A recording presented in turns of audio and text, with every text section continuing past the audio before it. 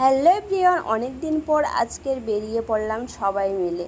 তো কোথায় যাচ্ছি সেটা তোমরা বুঝতেই পারছো। কিছুক্ষণ আগে আমি ফটো আপলোড করেছি, তো তোমরা সবাই বুঝতে পেরেছো আমি কোথায় যাচ্ছি। তো এই দেখো, এটা হচ্ছে মেন গেট। তো ফাইনালি আমি যেখানে যাওয়ার উদ্দেশ্যে বেরিয়েছি, তো ফাইনালি সেই জায়গায় আমি চলে আসলাম। আর এত কাজের চাপ এখন স্কুলে, মানে বেরোবার কোনো টাইমই নেই। তবুও মানে একটা দিন ছুটি নিয়ে আজকের বেরিয়ে পড়লাম। তো দেখো, আমরা চলে এসেছি কচুয়া, আমাদের বাড়ির কাছেই কচুয়া। তো আমরা সেখানেই এসেছি।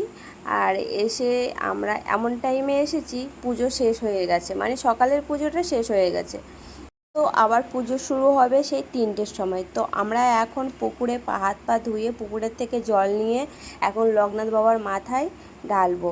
তো মামনির এখন জল ঢালা হয়ে গেছে। তো তারপর আমরা সবাই এক এক করে ঢালবো। তো আবার 3টের সময় পুজো শুরু হবে, তো তখন পুজো দেব। তো এখন সবাই মিলে এখন জল ঢালবো। জল ঢেলে তো তারপর যে কাজগুলো আছে, টুকিটাকি কাজ আছে এখানে, তো সেই কাজগুলোই করব এখন।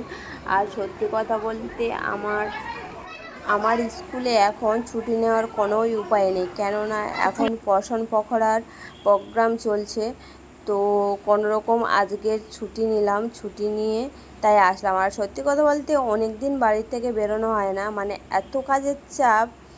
মানে বিশেষ করে আমার বাড়িতে না, স্কুলে এত কাজের চাপ, মানে বেরোনোর কোনো উপায়ই নেই। কোথাও গিয়ে যে 2-3 দিনের জন্য কি সপ্তাহের জন্য একটু ঘুরে আসবো, তো সেই উপায়টা নেই। তো এখন সত্যি কথা বলতে বেরোনোর একদম কোনো উপায়ই নেই। তো যাই হোক, আজকের আমরা এখানে চলে এসেছি আর সবাই মিলে দেখো। তো আমার মামনির আর সুমনের জল ঢালা হয়ে গেছে, তো এখনও পাপা জল ঢালবে, তারপরে দাদু বাকি আছে, দাদু ঢালবে। তো দাদুর দেখো জল ঢালা হয়ে গেছে।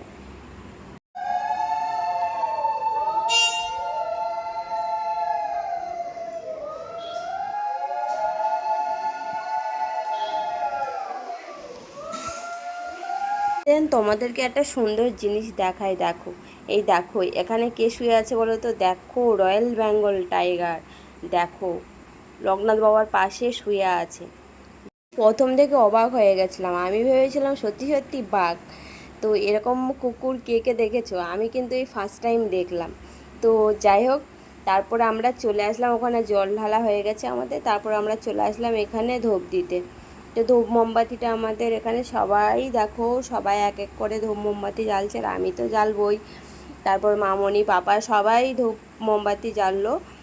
তো সত্যি কথা বলতে অনেক দিন পর একসাথে বেরোলাম, তো খুব মানে এক্সাইটেড। মানে সত্যি কথা বলতে, আর একসাথে বেরোনোর মজাটাই আলাদা।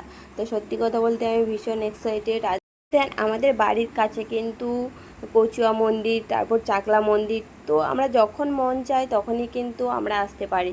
তো মেন কারণ হচ্ছে টাইম, সবার তো টাইম থাকে না। তো সেই কারণেই আসা হয় না। তো কোনো উদ্দেশ্য ছাড়া কিন্তু আসা হয় না। তো যাই হোক, এই এলাম, হয়তো আবার সেই লোকনাথের মানে জন্মাষ্টমীর সময় আসবো। তো তারপর দেখো আমরা এখন কি করব, আমরা কুপন কেটেছিলাম খাওয়ার জন্য।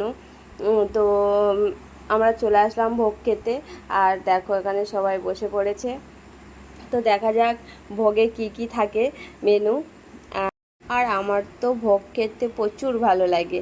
তো যাই হোক, দেখো প্রথমেই দিয়ে দিল খিচুড়ি। তো খিচুড়িটা এমনিতে গরম, তারপরে খিচুড়িটাও গরম ছিল। তো আমার খিচুড়িটা খাওয়া হয়ে গেছে। তারপরে দিয়েছিল ফ্রায়েড রাইস। ফ্রায়েড রাইসের পরে দিয়েছে 5 স্পেশালি তরকারি। দিয়েছে এখন আমের সিজন যেহেতু, তো আমের চাটনি, আর শেষ পাতে দিয়েছে পায়েস।